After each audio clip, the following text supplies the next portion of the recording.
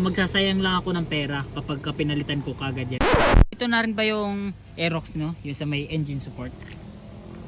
Yan. Luwag na yung kanyang pinaka rubber bushing. May mga napanood kasi ang video sa TikTok na pinapalitan nila yan nung Pitts bike na rubber bushing, which is maganda naman siya kasi fit na fit talaga. Pero may ilang shop ako natanungan, actually parang 3 shop na yata yung natanungan ko. Sabi sa akin normal daw sa Aerox yung ganito, yung may allowance sa ganyan. Papapalitan ko kasi sana. Kaya lang, sinasabi naman nila pwede naman na palitan, kaya lang kaysa masayang daw yung pera ko, hindi naman daw palitin talaga yung ganyan. Kumbaga parang magsasayang lang ako ng pera kapag pinalitan ko kagad yan. Kasi normal daw talaga yan sa mga Aerox. Curious lang kasi ako, gawa ng luwag siya. Mapapansin nyo, kabilaan yan.